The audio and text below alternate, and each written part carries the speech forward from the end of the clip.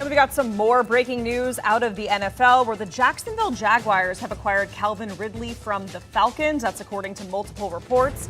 Now, Atlanta will receive a 2023 fifth-round pick and a 2024 second-round pick in that deal. Taking a look at all those trade details there on your screen. Now, actually, Ridley will not be able to suit up for the Jags until next season. He's suspended for all of 2022 for betting on NFL games while with the Falcons. And here to break down everything that's going on here, we have Pete Prisco in studio, and they also have Charles Davis. Pete, we'll start with you. You've covered the Jags a lot, extensively. Give us your initial reactions to this trade. Well, it's a good trade from a football standpoint, but now you have to get him reinstated, and that's always the tough part. But I don't think it's going to be that big a deal. I think he will be reinstated next year. He's going to apply for it in February. He'll be back in March.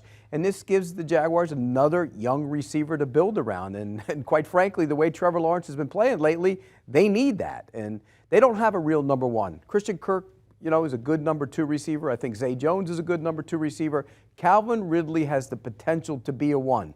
In 2020, he had over 90 catches, averaged over 15 yards per game, and had 9 touchdowns. Those are number one numbers. So if it works out, it's a good move for the Jaguars. Pete, I co-sign on everything that you're saying, because to me, this trade, and let's not get it twisted now. Jacksonville, with this administration, is smart enough to have had a conversation with the office of the commissioner, whoever is in charge of discipline, to make sure they're getting a favorable rating on Calvin Ridley, that everything's going according to plan during this time off. Because when you're suspended, there are certain markers you kind of have to meet, or you have to conduct yourself a certain way in order to stay on track for being reinstated. And I'll guarantee you Jacksonville got a good return on that one. For Atlanta, they're on the move now, and this is another message to everyone: do it the way we want, or you don't need to be here. Trevor Lawrence needs the help. He's a young quarterback that is probably not on track the way we thought that he would be, but I still like where it can go with him, with Doug Peterson in charge. I do think this kid's potential is still going to be met. Maybe it's going a little bit slower, but I think Pete's comment about Calvin Ridley, if he comes back, he is a true number one receiver, and every young quarterback needs that guy. And let's face it, if Calvin Ridley wants to play in the league again, and if he wants to come back and make it, no better place to come and go with a young quarterback and prove everyone else wrong. Now, Pete, do you like the mindset of, planning for the future? Do you think it's too late for Jacksonville? Should they have done something to help them out right now? Or do you like them kind of planning ahead to next season, since Calvin Ridley can't even suit up for them until then? No, I think this is about building for the long term. Yeah. I mean, everybody wants to point to Trevor Lawrence. He's struggling right now. He's made some bad throws, bad decisions. But this is building for something for the future. This isn't for right now. Anybody who thought they were going to be a playoff team this year was misguided. They're still too young. They don't know how to win. They haven't learned how to win yet. But there's still talent on that team, and I think this is for next year. And if you look at it, they have a lot of young players. So when you build something, you build with draft picks and young players, which is what the Falcons are going to do. I mean, we're taking this from the Jacksonville standpoint because, Calvin Ridley is the player. But from the Atlanta standpoint, they have a ton of draft picks. Remember, they picked up a bunch from the Matt Ryan deal. And they're going to have a ton of cap room. So Arthur Smith has his team in first place right now, and they're looking to the future as well. So I think Atlanta's sitting pretty good as well, too.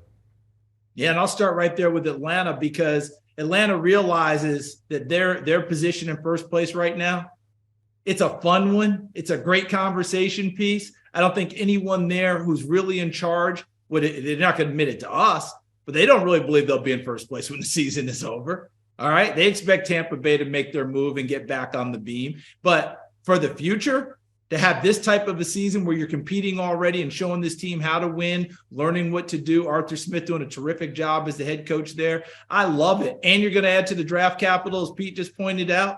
Love that. Jacksonville, Jacqueline, it's done. All right. 2022. This isn't happening. Okay. Early in the season, we had the optimism. People were feeling it. Hey, this Jacksonville team with a quick turnaround because we see it in the NFL. No. That's gone now.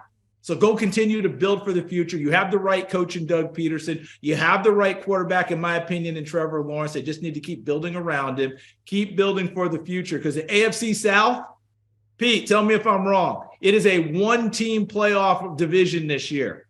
One. And it's not going to be Jacksonville. It's going to be Tennessee because they've swept Indianapolis. I think that part is over. Keep building for the future. I like where Trent Baalke and crew are going. Absolutely. It's about next year, the year beyond. And this reminds me of the young Jacksonville team in 1996. They didn't know how to win. They ended up being a good team and ended up ultimately going to the playoffs because they learned how to win. And then that was the foundation for the next 4 or 5 years and probably should have won that Super Bowl in 1999. They didn't. But that's what this team is building to. And it all has to be about building. You look at the running back. He's a young kid. He's a second-year player, first year in the league. First year he's actually playing. Travis Etienne. The wide receivers are young. So the offensive line has some youth on it. They're building with the youth in mind, and I think it's the right thing to do. By the way, one quick thing. Yeah. If I'm not mistaken, one of the games that Calvin Ridley bet was Atlanta to beat Jacksonville. So now he's got to go into the locker room and explain to some of those guys who were there, and there weren't many of them, but that why he bet against them in that game. Yeah, and I don't want to admit it, but I think when the Jags were on your power rankings earlier this season, they were like top 10. I kind of got my hopes up a little bit. Well, early in the season, they played well. They still have lost every game they lose is one possession game. They haven't learned how to win yet. Getting a player like Calvin Ridley for the future will help them win games. All right, Pete Prisco for us here in studio. Charles Davis recapping that breaking news where the Jags have acquired Calvin Ridley from the Falcons, and Calvin Ridley not wasting any time on his social media. He's already saying Duval with the little, steam coming out of the nose emoji. So I don't know, Pete. Looks like he's pretty pumped about it. Duval is what he's saying. I still can't say that. I can't either. I'll tweet it though. I like to tweet it out. Do you want a sports network that delivers everything that matters about the game? The highlights, the picks, the instant analysis, no yelling, no fake debates, no politics. Hit the subscribe button and never miss a moment.